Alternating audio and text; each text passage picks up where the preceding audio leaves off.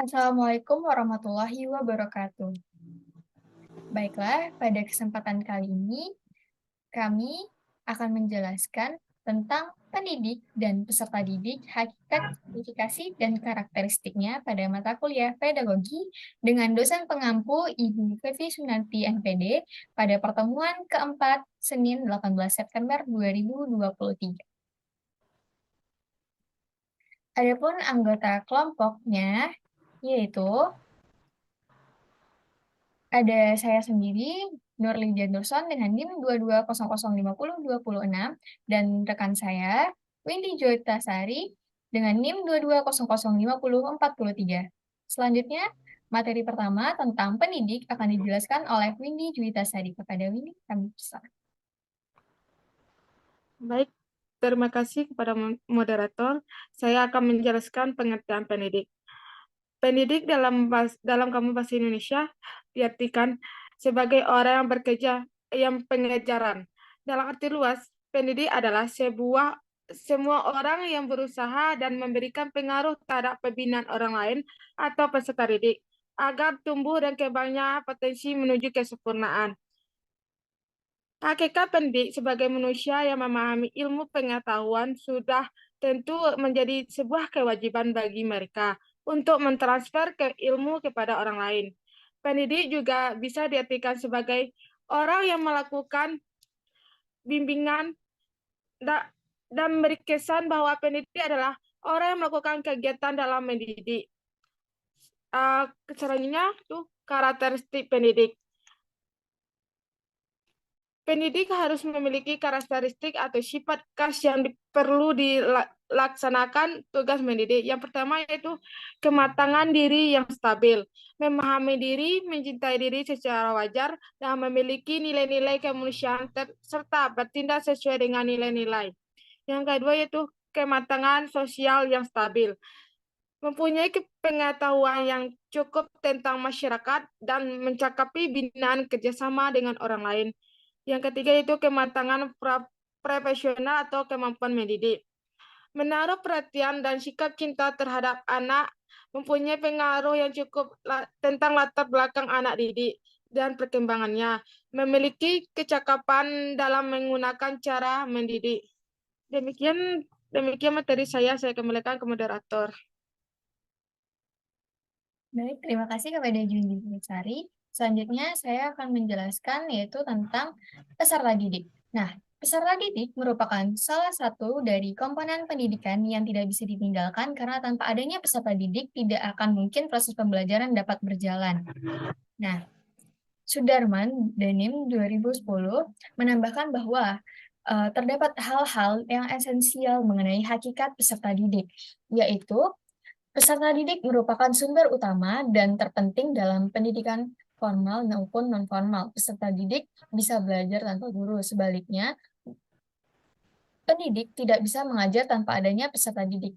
Oleh karena itu, kehadiran peserta didik menjadi keniscayaan dalam proses pendidikan formal maupun non-formal, pendidikan yang dilembagakan dan menuntut interaksi antara pendidik dan peserta didik.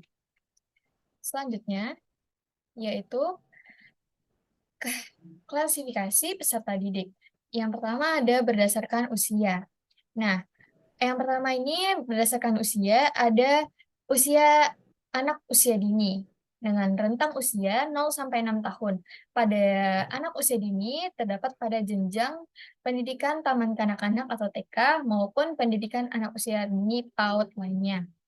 Usia sekolah dasar.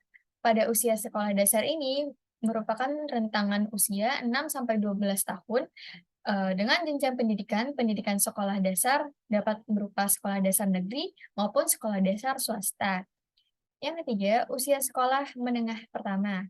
Pada usia sekolah menengah pertama dengan golongan rentang usia 12 sampai 15 tahun, ini merupakan bagian dari jenjang pendidikan sekolah menengah pertama atau SMP, dapat berupa SMP swasta maupun negeri. Yang ketiga, usia sekolah menengah atas dengan rentangan usia 15 sampai 18 tahun dapat bersekolah pada jenjang pendidikan sekolah menengah atas SMA atau berupa sekolah menengah kejuruan SMK maupun yang sederajat.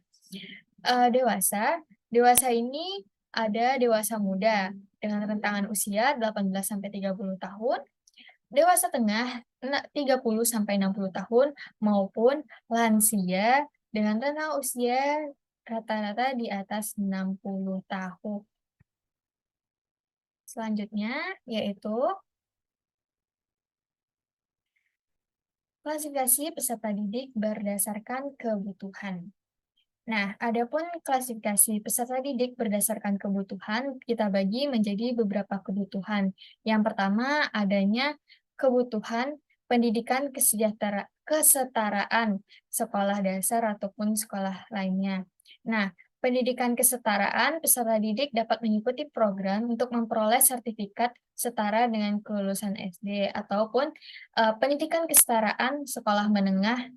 Nah, peserta didik dapat mengikuti program untuk memperoleh sertifikat serta mendapatkan lisensi bahwa mereka sudah lulus di tingkat SMP atau SMA sederajat, seperti pendapatan sertifikat paket B dan paket C.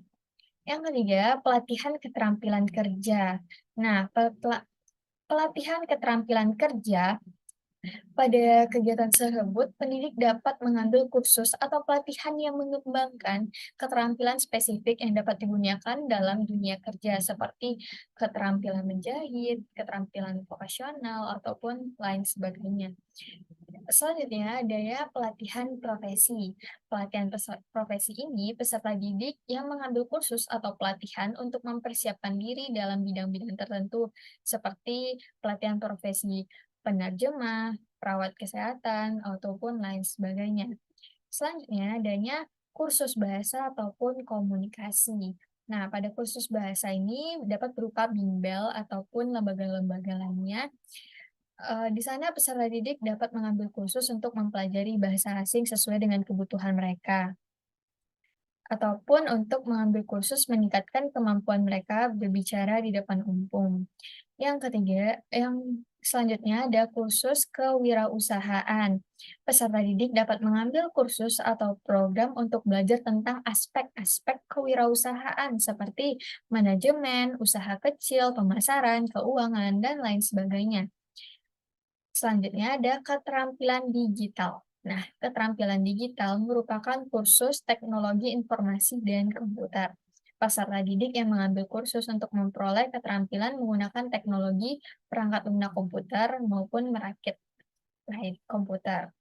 Terakhir, adanya program peningkatan kualifikasi. Nah, kursus atau program sertifikasi untuk peningkatan kualifikasi, peserta didik yang mengambil kursus atau program tersebut dapat memperoleh sertifikasi pada bidang tertentu setelah mendapatkan suatu atau mengikuti suatu program peningkatan kualifikasi yang sudah mereka ikuti. Nah, selanjutnya adanya beberapa karakteristik peserta didik. Suatu proses pembelajaran tidak akan berlangsung secara efektif atau tidak sangat ditentukan oleh beberapa tingginya pemahaman pendidik tentang karakteristik yang dimiliki peserta didiknya. Nah, menurut Tirta Harja 2010 mengemukakan 4 karakteristik, yaitu yang dimaksud adalah individu memiliki fisik dan fisikis yang khas sehingga merupakan makhluk yang unik. Kedua, individu yang sedang berkembang. Peserta didik dapat mengalami perubahan dalam dirinya secara wajar. Yang ketiga, individu membutuhkan bimbingan individual. Yang keempat, individu yang memiliki kemampuan mandiri dalam perkembangannya, peserta didik dapat memiliki kemampuan untuk berkembang ke arah kedewasaan. Nah, sedangkan menurut Atra dalam Asih Budi Ningsih tahun 2017, karakteristik peserta didik adalah suatu variabel dalam desain pembelajaran yang biasanya didefinisikan sebagai latar belakang pengalaman yang dimiliki oleh peserta didik, termasuk aspek-aspek lainnya yang ada pada diri mereka seperti kemampuan umum, spesifikasi terhadap pembelajaran, dan ciri-ciri jasmani serta rohani mereka. Nah, selanjutnya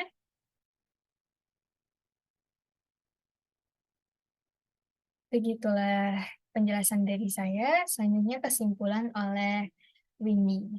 Pada Windy, saya persilakan.